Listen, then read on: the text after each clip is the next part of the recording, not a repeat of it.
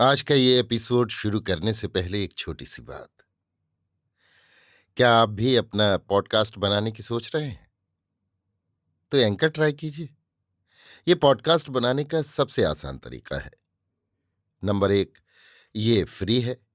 Number 2, इसमें कई सारे ऐसे टूल्स हैं जो आपको अपने फोन और कंप्यूटर पर रिकॉर्ड और एडिट करने की फैसिलिटी देते हैं। नंबर 3, आप अपने पॉडकास्ट को डिस्ट्रीब्यूट भी कर सकते हैं, जिससे इसे स्पॉटिफाई और दूसरे प्लेटफॉर्म पर सुना जा सके। तो डाउनलोड कीजिए फ्री एंकर ऐप या विजिट कीजिए anchor.fm पर अपना पॉडकास्ट स्टार्ट करने के लिए। ये तो थी एक छोटी सी जानकारी, और अब शुरू करते हैं एपिसोड का सिलसिला। तो आज के एपिसोड में लीजिए सुनिए सूर्यकांत त्रिपाठी निराला के लिखे उपन्यास अलका का भाग 8, मेरी यानी समीर गोस्वामी की आवाज में। अजीत के इंगित पर जीवन का पूर्व निश्चित मार्ग स्थित कर उसी रोज शाम की गाड़ी से विजय अजित के साथ उस गांव पहुंचा। अजित को गांव वालों से विजय का परिचय करा देना था। गांव के बाहर एक मंदिर और उसी से लगी हुई अतिथिशाला है। सामने चारों ओर से बंधा हुआ पक्का तालाब, बगल में कुआं, फुलवाड़ी। कोई रहता नहीं। सुबह शाम स्त्री पुरुषों की भीड़ स्नान पूजन और कसरत के लिए होती है। यहीं दोनों आकर कुछ देर के लिए विश्राम करने लगे।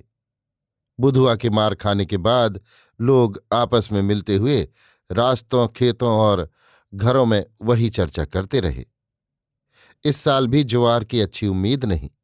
गत 2 वर्ष रबी अच्छी नहीं हुई। अधिकांश किसान महाजनों के कर्जदार हो चुके हैं। इस साल भी कर्ज से लगान चुकाया था। अभी तक उनका पूरा ब्याज नहीं वसूल हुआ। अब कर्ज मिलने की कोई आशा नहीं, न लगान चुकाने की गुंजाइश है।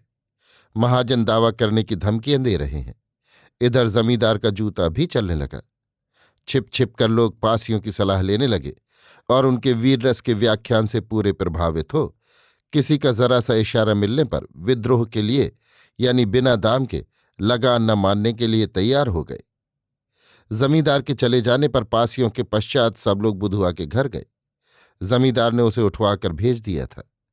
उसकी फटी पीठ और हाथों के स्याह दागों पर जो डंडे पड़ने से पड़े थे, गर्म हल्दी बंधवाई और आपस में मिल जाने के सलाह मशवरे करने लगे। इसी समय विजय को लेकर अजित गांव में बैठा। निकास के पास ही बुधुआ का मकान था। बाहर आदमियों को देखकर अजित सीधे दूसरी राह छोड़कर गया। द्वार पर लोगों के रहने के कारण अंडी के तेल का दिया रखा था। छप्पर के नीचे कई मस्तक एक दूसरे के इतने निकट थे कि पुलिस को तत्काल जुआ खेलने का शक होता। अजित ने अपना मुख बंद मन ही मन तैयार कर बढ़कर खुलती आवाज से पूछा, क्यों, सब लोग अच्छी तरह तो हो? सभा के बाद फिर कोई खास बात तो नहीं हुई? हमें पहचानते हो ना? सभा में हम आए थे। इतने परिष्कृत परिचय से कई पहचान वाले निकले। ऐसी असंभाव्य घटना हुई कि लोगों को दुख की रात ही में सुख कर प्रभात हुआ। हृदय के कमल खुल गए। नेताजी आ गए। हर्ष के उच्च स्वर से सबने संवेदना की। नेताजी आ गए, ये खबर वीरन खुद गांव भर को सुनाने के लिए उठा, और जब तक वो गांव भर को वहीं बुला लाता है तब तक कृपा कर बैठे, ये प्रार्थना कर दौड़ता हुआ अपने घर से कंबल उठा लाया और छप्पर के नीचे बिछा दिया। विजय और अजित बैठ गए। प्रदीप का प्रकाश हो रहा था। हर्ष में कर्तव्य का ज्ञान नहीं होता। लोग अब तक अपना धर्म, जो सुराज दिलाने वाले नेता के प्रति है, भूले हुए थे। जैसे वे अपना धर्म अपने ही व्यक्तित्व पर निर्भर स्वराज्य के एक ही उद्देश्य से बहुफल प्रसू महान कर्म भूले हुए सुख की प्रतीक्षा में परमुखापेक्षी हो रहे हैं। विजय और अजित अपने स्वाभाविक परिच्छद में न थे।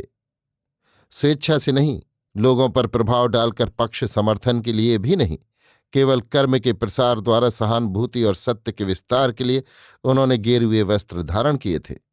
उन दिनों कानपुर में लाल इमली वूलन मिल्स, कॉटन मिल्स जैसे कारखानों में देशी वस्त्रों का वयन विदेशी मूल सूत्रों के चयन से होता था, जिसका विस्तार देहात तक कोरियों और जुलाहों की गजी और गाढ़े में भी हो चुका था। शांतिपुर, ढाका, बगलक्षी, अहमदाबाद, सब जगह विदेशी सूत की ही आबादी थी। अतः इनके वसन के रंग तक में स्वदेशीपन न था। मिल के कपड़े गेरुए की मिसाल नारंगी रंग से रंगे थे, पर इनके भीतर जो रंग था वो आज 1933 ईस्वी में भी मुश्किल से मिलता है। नेताओं को प्रणाम करने के उद्देश्य से गांव के लोग उठे और भूमिष्ठ मस्तक चरणोपांत प्रणाम कर कर श्रद्धा का भार इन दो दिव्याधारों पर रखने लगे।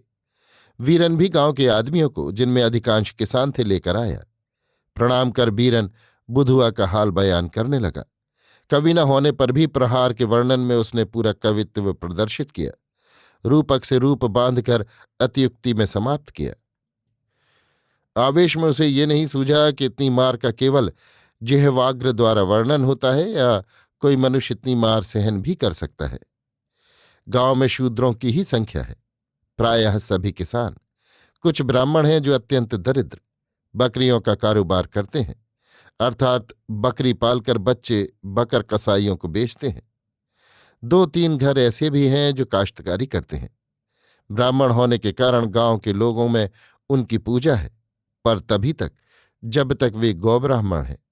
ये मनोभाव ये लोग समझते थे, इसलिए अपनी पूजा प्रचलित रखने के विचार से बराबर गांव के अधिकांश लोगों के साथ रहते थे। इधर पासियों का प्राधान्य होने पर उन्हीं की प्रभुता मानकर रहते थे। बुलाने पर 16 आने गांव आया।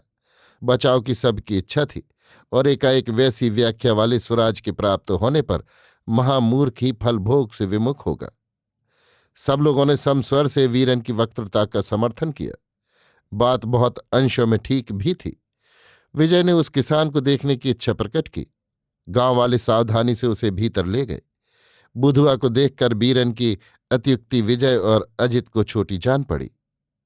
मार के बाद घाव भीग चुके थे।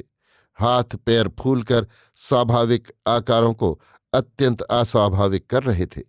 बाकी 2 रुपए लगान के लिए उसकी ये दुर्दशा हुई है।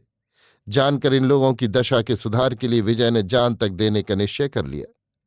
सब लोग बाहर आए। जमींदार के उपद्रवों से बचने के लिए गांव के लोगों को किस प्रकार संगठित होना चाहिए, एक अलग कोष सर्वसाधारण की भलाई के लिए एकत्र कर रखने पर मौके पर काम देता है, नहीं तो उपाय शून्य गरीब रियाया जमींदार का मुकाबला नहीं कर सकती। फूटकर एक एक आदमी जमींदार से कमजोर होने के कारण लड़ नहीं सकते, इसलिए उनका संगठन जरूरी है। जो भीख भगवान के नाम पर भिक्षुकों को दी जाती है, प्रतिदिन यदि उतना अन्न निकालकर एक हंडी में रख लिया जाए और महीने के अंत में गांव भर का अन्न एकत्र कर बेचा जाए, तो उसी अर्थ से एक शिक्षक रखकर वे अपने बालकों को प्रारंभिक शिक्षा दे सकते हैं, जो तमाम दिन व्यर्थ के खेल कूद और लड़ाई झगड़ों में पार करते रहते हैं। जब तक रियाया अपने अर्थ को पूरी मात्रा में नहीं समझती, तब तक दूसरे समझदार का जुआ उसके कंधे पर रखा रहेगा। अज्ञान के अंधेरे गढ़े से बाहर उजाले में खिले हुए फूलों से दूसरे देशों के किसानों की दशा और सुधार का ज्ञान प्राप्त करना यहाँ के किसानों के लिए बहुत जरूरी है। यहाँ लोग ये भी नहीं जानते कि किस तरह 10 मन की जगह 15 मन अनाज पैदा किया जा सकता है, क्यों यहाँ के लोग इतने दुखी और सदा सताए हुए रहते हैं, आदि आदि। किसानों की सुविधा सुयोग और उन्नति के मर्म से भरी अनेक प्रकार की बातें विजय ने सुनाई। जो चित्र वो खींच रहा था, सदियों के अंधकार से मुंदे सबके हृदय का प्रफुल्ल पंकज प्रकाश पा जैसे एक एक दल खोलता जा रहा हो, ऐसा आनंद लोगों को मिला। अपने भविष्य की इस सुहावनी कल्पना में वीरन और उसके भाइयों को शराब के नशे से ज्यादा रंगीन एक ना जाने हुए न जाने कैसा स्वर्ग सुख कर छवियों में भुला रखने वाला मालूम हुआ। हृदय के सागर ने पूर्णेन्दु को प्राप्त करने को लालसा के 100 हाथ फैला दिए।